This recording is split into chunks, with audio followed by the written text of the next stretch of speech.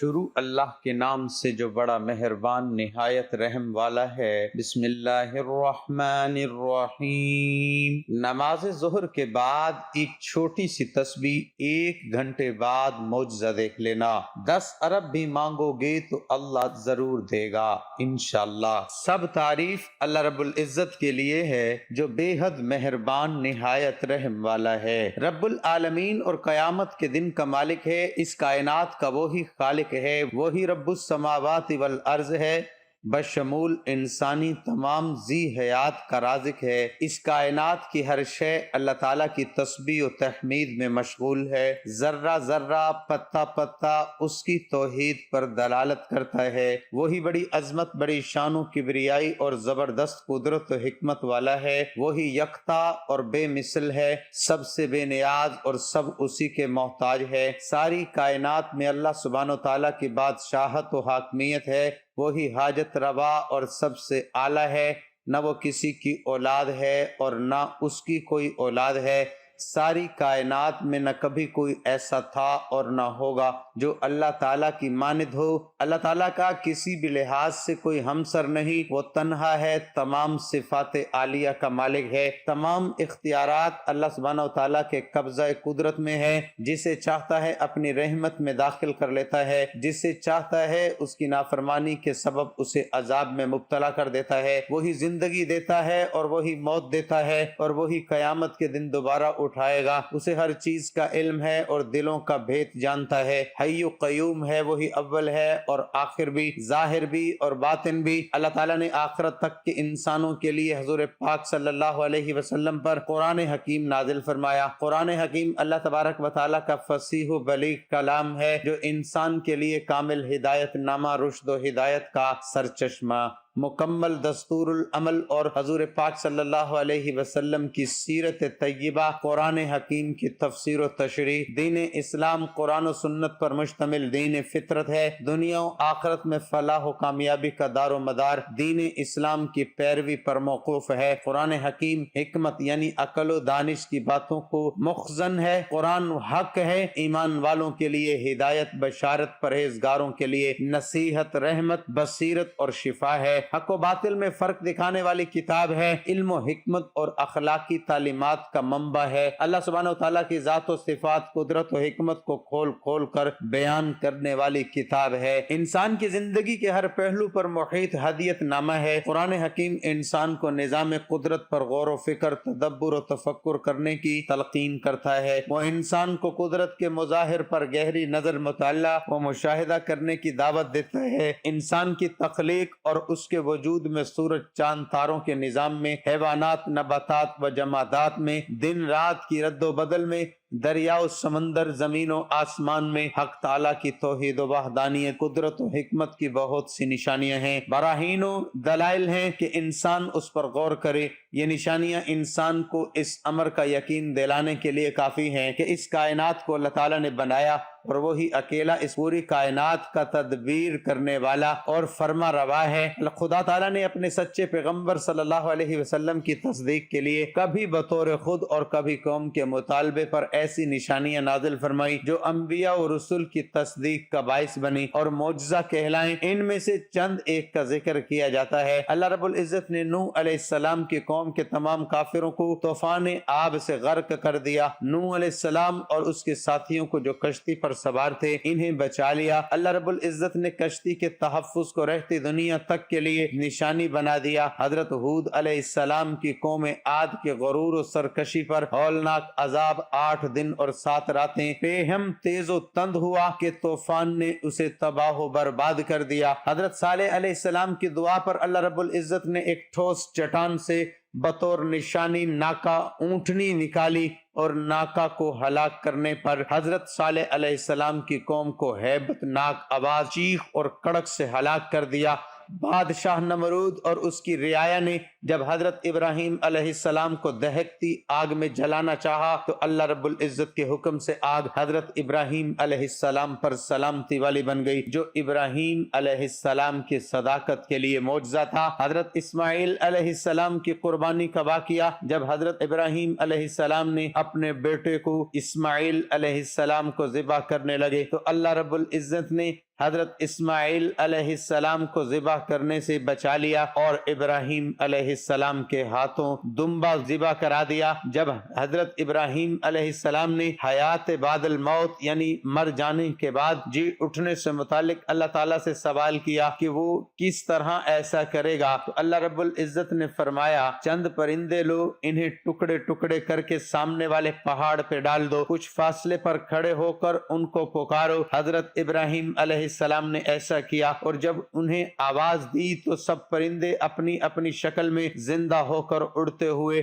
حضرت ابراہیم علیہ السلام کے پاس آ گئے۔ صفا اور مروہ اور حجرہ اسود اللہ رب العزت کی نشانیاں ہیں۔ قوم لوط علیہ السلام کی تباہی و بربادی بذریعہ پتھروں کی بارش، حضرت موسیٰ علیہ السلام کے عصا سے اژدہا کا بننا، ہاتھ گریبان میں ڈال کر اور بغل سے ملا کر نکالا تو روشن سفید چمکتا ہوا نکلا، حضرت موسیٰ علیہ السلام کا پتھر پر عصا مارنا اور اس میں سے 12 چشموں کا بہ نکلنا، حضرت موسیٰ علیہ السلام کا دریا میں عصا کا مارنا، دریا کا پھٹ جانا، موسیٰ علیہ السلام اور اس کے ساتھیوں کا اس میں سے بچ کر نکل جانا، فرعون اور اس کے ساتھیوں کا دریا میں غرق ہونا، منو سلوہ کا نازل ہونا، پہاڑوں اور پرندوں کا حضرت داؤد علیہ السلام کے ساتھ اللہ تعالیٰ کی تسبیح کرنا، لوہے کو حضرت داؤد علیہ السلام کے لیے نرم کر دینا، حضرت داؤد علیہ السلام سلیمان علیہ السلام کو پرندوں کی بولیاں سمجھنے کا علم ہونا، تیز ہوا اور جنوں کا حضرت سلیمان علیہ السلام کے تابع ہونا، حضرت ایوب علیہ السلام زمین پر لات مارنا، نہانے کے لیے ٹھنڈا پانی اور پینے کے لیے شیریں پانی کا نکلنا، حضرت یونس علیہ السلام کو جب ایک مچھلی نے نگل لیا تو مچھلی کے پیٹ میں وہ گریہ وزاری کرنے لگے، اے پروردگار تیرے سوا کوئی معبود نہیں، تو پاک ہے، بے شک میں ظالموں میں سے ہوں۔ اس پر اللہ کے حکم سے مچھلی نے آپ کو ایک صاف جگہ پر اگل دیا اور آپ بچ گئے۔ حضرت عیسیٰ علیہ السلام کی پیدائش خدائی حکم سے ہونا، مٹی سے پرندے جیسا ڈھانچہ بنانا اور اس میں پھونک مارنا تو وہ اللہ کے حکم سے اڑنے لگا، مادر زاد اندھے پلبیری کے مریض کو تندرست کرنا، مردوں کو زندہ کرنا عیسیٰ علیہ السلام کے معجزے تھے جو اللہ رب العزت کی مشیت اور مرضی سے ظہور میں آئے۔ اصحاب کہف اور ان کے کتے کا قصہ اللہ تعالیٰ کی عظیم نشانی ہے۔ اللہ سبحانہ وتعالیٰ نے نبی کریم صلی اللہ علیہ وسلم کو کئی معجزات عطا فرمائے۔ قرآن حکیم نبی صلی اللہ علیہ وسلم کا عظیم معجزہ ہے۔ حضور پاک صلی اللہ علیہ وسلم کا مسجد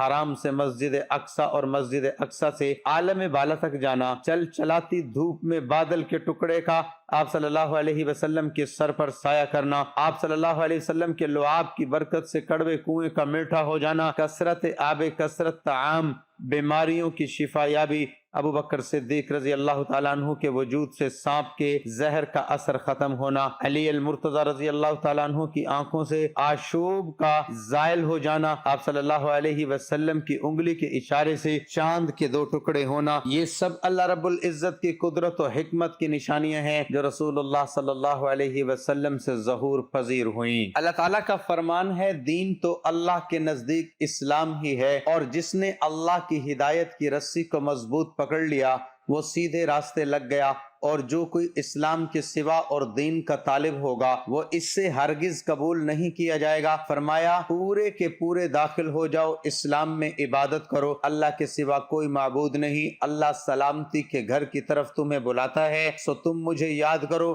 میں تمہیں یاد کروں گا، اور میرا احسان مانتے رہنا اور ناشکری نہ کرنا۔ حضور پاک صلی اللہ علیہ وسلم نے فرمایا اے مسلمانوں، میں تمہارے درمیان 2 چیزیں چھوڑے جا رہا ہوں، اگر تم نے ان دونوں کو مضبوطی سے تھامے رکھا تو کبھی گمراہ نہ ہوں گے۔ ایک تو اللہ کی کتاب قرآن ہے اور دوسری اس کے نبی کی سنت ہماری دعا ہے، اے پروردگار ہمیں قرآن و سنت پر عمل پیرا ہونے کی توفیق عطا فرما، آمین۔ محترم ناظرین، آج کا یہ وظیفہ بڑا آسان ہے، بڑا مجرب ہے۔ اس وظیفے کے بارے میں ہر شخص کو نہیں پتا، جس کو پتا چل جاتا ہے وہ امیر ہو جاتا ہے، وہ غنی ہو جاتا ہے، وہ دولت مند ہو جاتا ہے، اور اس کے گھر میں اتنا رزق آتا ہے کہ سنبھالنا مشکل ہو جاتا ہے۔ اس لیے یہ عمل بڑے خاص لوگوں سے میرے پاس پہنچا ہے۔ جو شخص اپنے حالات بدلنا چاہتا ہے، اپنی زندگی اچھی گزارنا چاہتا ہے، یہ مختصر سا اور خاص عمل کر لیں۔ روزانہ نماز ظہر کے بعد آپ نے یہ عمل کرنا ہے، اور صرف 3 دنوں کے اندر اندر آپ اس کے اثرات، اس کے معجزات، اس کی برکات خود اپنی جاگتی آنکھوں سے دیکھ سکتے ہیں۔ محترم ناظرین، جو شخص کہتا ہے کہ میں امیر ہونا چاہتا ہوں میرے کاروبار میں برکت آئے، میرے رزق میں برکت آئے، مجھے کبھی رزق کی تنگی نہ آئے، وہ بندہ نماز ظہر کے بعد یہ ایک تسبیح پڑھنا شروع کر دے۔ سب سے پہلی چیز تو یہ ہے کہ آپ نے اس عمل کو کرتے ہوئے نیت کر لینی ہے۔ نیت کس چیز کی کرنی ہے؟ نیت آپ نے یہ کرنی ہے کہ اللہ تعالیٰ میں یہ عمل شروع کر رہا ہوں تیری رضا کے لیے، تو مجھے اس کے اندر کامیابی عطا فرما اور میرے گھر کو مال و دولت سے بھر دے۔ تو جو بندہ اس نیت کے ساتھ اس عمل کو کرتا ہے اس کے گھر کو اللہ مال و دولت سے بھر دیتا ہے، پھر اس کو کسی کا محتاج نہیں ہونے دیتا۔ یہ عمل کی طاقت ہے، اس عمل کا خاصہ ہے۔ اب سب سے پہلے آپ نے وہ اسم مبارک پڑھنا ہے جو بڑا خاص ہے، رزق کے حوالے سے اور رزق میں برکت کے لیے بڑا اہم عمل ہے۔ اللہ والو بہت اہم نقطہ بتانے لگا ہوں، دیکھیں ایک دو باتیں وہ ہیں کہ جن پہ آپ نے عمل کرنا ہے۔ یہ وظیفہ کرنے کے ساتھ ساتھ آپ نے دو باتوں پہ عمل بھی کرنا ہے، وظیفہ بھی ساتھ کرتے رہیں گے۔ جیسے جیسے ان شرائط پر آپ کا عمل رہے گا تو آپ کے اس عمل کے اندر بھی تاثیر مزید بڑھتی جائے گی اور آپ میں سے ہر شخص یہ عمل کر سکتا ہے۔ ناظرین، نماز ظہر کے بعد آپ نے یہ عمل کرنا ہے اور صرف 3 دن مسلسل بغیر ناغہ کیے پڑھیں۔ اب سب سے پہلی چیز جو آپ نے پڑھنی ہے وہ یہ ہے، جسے پڑھنے سے اللہ پاک اس بندے سے راضی ہو جاتا ہے، خوش ہو جاتا ہے، وہ ہے درود پاک۔ ناظرین، کوئی بھی وظیفہ شروع کرنے سے پہلے درود پاک لازمی پڑھا کریں، کیونکہ درود پاک کی بہت سی فضیلت اور برکات ہیں جو میں آپ کو اپنے پہلے وظائف میں بھی بیان کر چکا ہوں۔ ایک مرتبہ میرے ساتھ بھی درود پاک پڑھ لیں تاکہ ثواب ہو۔ اللہم صلی علی محمد وعلی آل محمد کما صلیت علی ابراہیم وعلی آل ابراہیم انک حمید مجید۔ اللہم بارک علی محمد وعلی آل محمد کما بارکت علی ابراہیم وعلی آل ابراہیم انک حمید مجید۔ اب درود پاک پڑھنے کے بعد جو پہلی دعا آپ نے پڑھنی ہے، دل میں جو بھی مقصد رکھیں گے، جو بھی دل میں ارادہ کریں گے کہ میرا یہ ارادہ ہے، میرا یہ تصور ہے، میری یہ نیت ہے، آپ کو اسی طرح کا پھل ملے گا۔ یہ اس عمل کا اسلوب ہے، یہ اس عمل کی طاقت ہے۔ سب سے پہلی چیز کیا ہے کہ صرف اور صرف 11 مرتبہ آپ نے یہ تسبیح پڑھنی ہے، ان اللہ علی کل شیء قدیر، بے شک اللہ تعالیٰ ہر چیز پر قدرت رکھنے والا ہے۔ صرف اتنے سے کلمات پڑھنے ہیں۔ نماز ظہر کے بعد آپ نے یہ عمل کرنا ہے، صبح ہوتے ہی آپ کا مقدر چمک جائے گا، اس بندے کی تقدیر بدل جاتی ہے جو شخص لگاتار 3 دن یہ عمل کرتا ہے۔ سب سے پہلی چیز آپ نے وظیفے کی ترتیب کو آپ نے خود یاد رکھنا ہے، میرا کام ہے بتانا، آپ کا کام ہے اس کو یاد رکھ کے اس پر عمل کرنا اور اسی ترتیب کے مطابق آپ کو یہ عمل کرنا ہے۔ اس کے بعد اب جو آپ نے پڑھنے ہیں وہ صرف اتنے سے الفاظ ہیں، لا الہ الا اللہ۔ اس کے کلمات دیکھیں گے، آپ سمجھیں گے شاید یہ بالکل تھوڑا سا عمل ہے، مجھے کیا ہونے والا ہے، مجھے اس سے کیا ملنے والا، آپ کو پتہ ہی نہیں آگے جو کلمات دعائیں آ رہی ہیں وہ آپ نے زندگی میں شاید پہلی مرتبہ کرنی ہیں، اور میں حقیقت بتا رہا ہوں آپ یہ عمل واقعی پہلی بار کریں گے۔ عمل کرنے کے بعد رزق آپ کے پاس اتنا آتا ہے کہ آپ کا گھر رزق سے بھر جاتا ہے، اور اس کے بارے میں اللہ والے فرماتے ہیں کہ اس بندے کو کسی چیز کی کمی نہیں رہے گی جب یہ عمل آپ کر لیں گے۔ اب اس تسبیح کو جو پہلی میں نے آپ کو بتائی ہے، جو پہلے کلمات میں نے آپ کو بتائے ہیں، ان کی تعداد کوئی زیادہ نہیں ہے۔ اس سارے کے سارے عمل کو آپ نے اپنے ہاتھ کی انگلیوں پر پڑھنا ہے، اور یہ پہلی آیت جو میں نے آپ کو بتائی ہے اس کو صرف اور صرف 11 بار پڑھنا ہے، اور اس سے پہلے تعوذ اور تسمیہ کے ساتھ آپ نے اس عمل کو شروع کرنا ہے کہ درود پاک پڑھنے کے بعد ایک مرتبہ اعوذ باللہ من الشیطان الرجیم اور بسم اللہ الرحمن الرحیم کے ساتھ عمل کو شروع کرنا ہے، کیونکہ دیکھیں جو کام بغیر بسم اللہ کے شروع کیا جاتا ہے وہ ادھورا رہتا ہے۔ دوسری بات ہے جو میں اس میں آپ کو بتانے لگا تھا کہ آپ نے اس باتوں پہ عمل کرنا، وہ یہ ہے کہ آپ نے جب بھی کھانا کھانا ہے 2 ٹائم کھائیں، 3 ٹائم کھائیں، جتنے ٹائم بھی آپ نے کھانا کھانا ہے آپ نے بسم اللہ الرحمن الرحیم پڑھ کر کھانا کھانا ہے، اس کو بھولنا نہیں ہے۔ صرف 3 دن مسلسل میری باتوں پہ عمل کر لیں، اور اگر اس وظیفے سے آپ کو اس قدر تاثیر نہ ملے جیسے میں بتا رہا ہوں تو آپ یہ عمل چھوڑ دیجئے گا۔ آپ کے دل کے اندر جو بھی خواہش ہو، اب دل کے اندر دولت کی خواہش بھی ہو سکتی ہے، گاڑی کی بھی ہو سکتی ہے، بنگلہ بھی ہو سکتا ہے، جو کچھ بھی دل میں سوچیں گے لیکن ہو جائز، یہ بات ذہن میں رکھیے گا، یہ اللہ کا کلام ہے۔ اگر ناجائز خواہش کریں گے تو کفر کی طرف بڑھ جائیں گے، پھر زندگی اور آخرت دونوں تباہ کر بیٹھیں گے، دنیا بھی برباد، آخرت بھی برباد ہوگی۔ اللہ کی رضا کے لیے، اللہ کو راضی کرنے کے لیے، اس کی خوشنودی حاصل کرنے کے لیے دیکھیں قدرت کا بڑا عجیب نظام ہے کہ جس چیز کی زیادہ ضرورت ہوتی ہے اللہ اس کو زیادہ پیدا فرما دیتا ہے تاکہ ضرورت پوری ہوتی رہے۔ مثلا نمک کی اتنی کثیر ضرورت ہے، روٹی سالن وغیرہ نمک کے بغیر بد مزہ ہوتے ہیں۔ ہر شخص کے کھانے میں نمک کی ضرورت ہوتی ہے، وہ غریب ہو امیر ہو بادشاہ ہو، اپنے کھانے میں نمک کا استعمال لازمی کرتا ہے۔ اس کے علاوہ سمندری نمک ہے، اللہ تعالیٰ نے پھر نمک کے پہاڑوں کے پہاڑ پیدا فرما دیے۔ یہ اس مالک کا نظام ہے، اس لیے آپ اس کا جو تصور کریں گے مالک اس قدر آپ پر کرم فرما دے گا، لیکن جو ایک اس کے ساتھ شرط بتائی کہ کھانے سے پہلے جب بھی کھانا کھائیں یا پانی پیئیں، کچھ بھی کھائیں کچھ بھی پیئیں، بسم اللہ الرحمن الرحیم پڑھ لینا ہے۔ اور جب آپ یہ کھانا مکمل کھا لیں، اٹھنے لگیں تو ایک مرتبہ اتنا ضرور کہنا، یا اللہ تیرا لاکھ لاکھ شکر ہے تو نے مجھے پانی پلایا یا تو نے مجھے کھانا کھلایا۔ لازمی ان دو باتوں پہ عمل آپ نے کرنا ہے، یہ 3 دن کرنا ہے انشاءاللہ تعالی۔ یہ 3 دن آپ کی زندگی کے سب سے قیمتی دن ہوں گے، کیونکہ یہ بڑا عزم ہوتا ہے۔ اب جو پہلے میں نے آیت بتائی اس کو آپ نے صرف اور صرف 11 بار پڑھنا ہے۔ دوسرے نمبر پر جو دعا میں بتانے لگا ہوں وہ بھی آسان سی ہے، بالکل آسان سی، لیکن کمالات اس کے بھی اس قدر زیادہ ہیں کہ میں آپ کو کیا بتاؤں۔ جو بندہ یہ پڑھتا ہے اللہ اس کے گناہوں کی بخشش فرما دیتا ہے، اس کے گناہ مٹ جاتے ہیں۔ وہ الفاظ ہیں سبحان اللہ و بحمدہ، سبحان اللہ العظیم، صرف اتنے سے الفاظ ہیں، بس اتنا ہی پڑھنا ہے۔ بے شک اللہ کی ذات پاک ہے، سب اسی کی تعریفیں ہیں، اسی کا سب کچھ ہے۔ سبحان اللہ و بحمدہ سبحان اللہ العظیم کی آپ نے ایک تسبیح یعنی 100 مرتبہ پڑھنے ہیں۔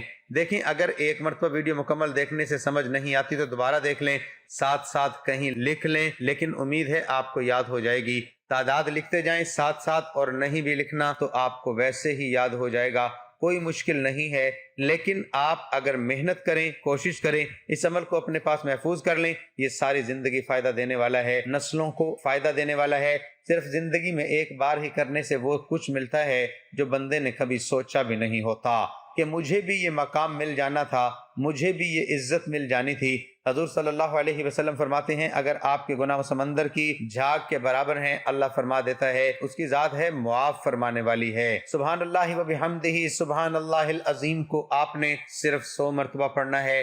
ناظرین جتنی تعداد بتائی ہے اسی کے مطابق پڑھنا ہے، سب کی بالکل تھوڑی تھوڑی سی تعداد ہے، لیکن بڑا آسان سا وظیفہ ہے، بڑا مجرب ہے۔ اب تیسرے نمبر پر ہم بات کر لیتے ہیں، تیسرے نمبر پر کون سی دعا پڑھنی ہے؟ وہ آپ نے پڑھنی ہے صرف اور صرف استغفر اللہ استغفر اللہ استغفر اللہ۔ یا اللہ میرے گناہوں کی بخشش کر دے، مولا مجھ سے جو خطائیں ہو چکی ہیں مجھے معاف کر دے۔ بندے کے دل پر زنگ لگ جاتا ہے گناہوں کی وجہ سے۔ حضور صلی اللہ علیہ وسلم نے فرمایا کہ جو بندہ گناہ کرتا ہے اس کے دل پر ایک سیاہ نقطہ بن جاتا ہے، اگر وہ بندہ توبہ کر لے اللہ گناہ کو مٹا دیتا ہے، اگر وہ توبہ نہ کرے مزید گناہ کرے اللہ مزید اس کے نقطے کو بڑا کر دیتے ہیں۔ جو نقطہ اس کے دل پر لگا ہے وہ بڑھ جاتا ہے، بڑا ہو جاتا ہے، پھر بھی اگر وہ گناہ کرتا رہے وہ نقطہ بڑھتے بڑھتے اتنا بڑا ہو جاتا ہے کہ اس بندے کا پورا دل ہی سیاہ کر دیتا ہے۔ پھر اس بندے کو کچھ بتایا بھی جائے تو اس کا پڑھنے کو دل نہیں کرتا، اس کو نیکی کی بات کہی جائے تو وہ نیکی کا کام کرنے کو بھی دل نہیں کرتا، نماز کا کہا جائے دل نہیں کرتا، قرآن کا کہا جائے دل نہیں کرتا، کچھ بھی کہہ دیا جائے، نیکی کی بات اس کے سامنے کی جائے، محفل میلاد کی جائے، وہ بے سکون ہو جاتا ہے۔ وہ بندہ جس کا دل سیاہ ہو چکا ہے، کہیں یہ علامتیں آپ کے اندر تو نہیں، کہیں اس کی وجہ سے آپ کا دل تو سیاہ نہیں ہو چکا؟ اگر تو ایسا ہے تو پھر آپ مجھے کمنٹ میں ضرور بتائیے، اس کا علاج میں بتا دوں گا کہ یہ دل کی سیاہی کیسے دھلے گی، کیسے صاف ہوگی۔ بڑا آسان سا طریقہ ہے، لوگوں کو اس بات کا علم نہیں، آپ کمنٹ میں مجھ سے ضرور بتائیے گا، میں اس کا طریقہ کار بھی انشاءاللہ بتاؤں گا کہ کیسے یہ دلوں کی سیاہی ختم ہوتی ہے۔ حضور صلی اللہ علیہ وسلم نے یہ نقطہ بھی بتایا۔ اب آپ نے چند ایک چیزوں سے پرہیز بھی کرنا ہے، ان چیزوں میں ایک تو یہ ہے کہ کھڑے ہو کر آپ نے پانی نہیں پینا، جلدی جلدی آپ نے نماز نہیں پڑھنی، منہ سے چراغ نہیں بجھانا، دانت سے ناخن نہیں کاٹنا، دامن یا آستین سے منہ صاف نہیں کرنا، ان باتوں پہ عمل بھی کرنا آپ کے لیے انتہائی ضروری ہے۔ صرف 3 دن، اس سے زیادہ نہیں ہے، 3 دن پتہ بھی نہیں چلتا۔ ناظرین اگر آپ امیر ہونا چاہتے ہیں، دولت حاصل کرنا چاہتے ہیں تو یہ استغفار جو میں نے پڑھا ہے اس کو صرف 7 بار پڑھنا ہے۔ صرف اور صرف 7 بار۔ اس کے ورد سے بھی جو دلوں کے زنگ ہوتے ہیں نا، سیاہی، یہ مٹتی ہے۔ لیکن اس سیاہی کو آنسوں کے ذریعے بھی ختم کیا جا سکتا ہے۔ لیکن اب میری کوشش ہے کہ میں یہ عمل آپ کو مکمل اسی ترتیب کے ساتھ سمجھاتا جاؤں تاکہ آپ کا وقت ضائع نہ ہو اور آپ اس عمل کو جلدی کر کے غموں سے نجات پا سکیں۔ کہتے ہیں یہ عمل غموں سے نجات پانے کا آسان سا نسخہ ہے، تو کوشش کریں کہ جو 3 دن آپ کو عمل کے لیے میں عرض کر رہا ہوں، کوشش کریں آپ باوضو رہیں، حالت وضو میں رہنے کی کوشش کریں۔ تو اس کے بعد اب آپ نے چوتھے نمبر پر جو سورت پڑھنی ہے وہ بالکل آسان سی ہے۔ اس کی تعداد بھی بالکل تھوڑی سی ہے، ہاتھ کی انگلیوں پہ بھی پڑھ سکتے ہیں، ویسے انگلیوں کی طرف اشارہ کیے بغیر بھی یہ تعداد یاد رہ سکتی ہے۔ کوئی ایسی بات نہیں ہے کہ آپ کو یاد نہ رہے، ایسے بھی آپ کر سکتے ہیں۔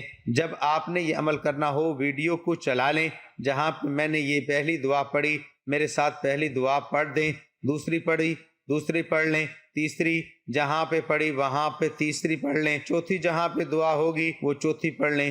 جتنی تعداد بتائی جائے اتنی ہی پڑھیں۔ ناظرین، چابی ہے، اگر وہ تالے کو لگائی جائے وہ تالا کھل جائے گا۔ اگر اس چابی کو توڑ دیا جائے، اس کا ایک دندہ توڑ دیا جائے یا وہ پوری چابی نہ لگائی جائے تو وہ تالا نہیں کھلے گا۔ اسی طرح اگر عمل کے اندر آپ اپنی من مانی کریں گے، اللہ والوں کے بتائے ہوئے طریقے پر عمل نہیں کریں گے، تو پھر آپ بھی اپنی قسمت کا تالا نہیں کھول سکتے، اپنے مقدر کا تالا نہیں کھول سکتے۔ وہی کھول پائے گا جو بندہ اس پر عمل کرے گا۔ ناظرین، آخر میں آپ نے سورۃ اخلاص پڑھنی ہے۔ سورۃ اخلاص آپ نے صرف اور صرف 7 مرتبہ پڑھنی ہے۔ میرے خیال میں یہ پورا عمل چند سیکنڈ کا عمل ہے، 2 منٹ سے زیادہ کا یہ عمل نہیں، بس سمجھاتے ہوئے بتاتے ہوئے ٹائم لگ رہا ہے۔ کچھ چیزوں پہ عمل کرنا ہوتا ہے اور کچھ چیزوں کی ضرورت بھی ہوتی ہے، وہ آپ کو سمجھائی جائے، آپ کو بتائی جائے تاکہ آپ دیکھیں۔ جتنا یقین کامل ہوگا، جتنا یقین پختہ ہوگا، اتنی ہی آپ کو اس عمل سے فائدہ ہوگا۔ بس آپ نے اس عمل کو جو میں نے کہا ہے دل کے اندر اپنا مقصد رکھنا ہے اور وہ آپ کا عمل کے دوران مقصد ذہن میں ہی رہے، مقصد سے آپ نے ہٹنا نہیں۔ سورۃ اخلاص پڑھنے سے آپ کو انشاءاللہ ظالموں پر بھی غلبہ ملے گا۔ کوئی شخص ہے کسی بیماری کے اندر مبتلا ہے، اللہ اس کو بھی شفا عطا فرمائے گا۔ کوئی شخص غیبی مدد چاہتا ہے تو غیبی مدد ملے گی، اور انشاءاللہ کیونکہ اس کے اندر وہ الفاظ بھی موجود ہیں جو قید کا تالا کھول دیتے ہیں، تو قیدی کو رہائی کی نیت سے پڑھنا چاہتے ہیں تو اس کی نیت سے بھی آپ اس کو پڑھ سکتے ہیں۔ یہ بڑا طبی نسخہ آپ کو دے رہا ہوں کیونکہ اس سورت کی برکت سے دینی دنیاوی ہر قسم کے مصائب اور مضر بیماریوں سے بھی بندے کو نجات ملتی ہے، ہر قسم کی مصیبت بھی دور ہوتی ہے۔ حصول مقصد کے لیے اس کو ہمیشہ اللہ والے تلقین کرتے ہیں کہ اس کو پڑھتے رہا کریں۔ محترم ناظرین، عمل کی ترتیب آپ کو ایک بار پھر سمجھا دیتا ہوں۔ سب سے پہلے آپ نے ان اللہ علی کل شیء قدیر 11 مرتبہ پڑھنا ہے، اس کے بعد لا الہ الا اللہ 7 مرتبہ پڑھنا ہے، پھر آپ نے سبحان اللہ و بحمدہ سبحان اللہ العظیم 100 مرتبہ پڑھنا ہے، اس کے بعد آپ نے صرف 7 مرتبہ استغفر اللہ پڑھنا ہے۔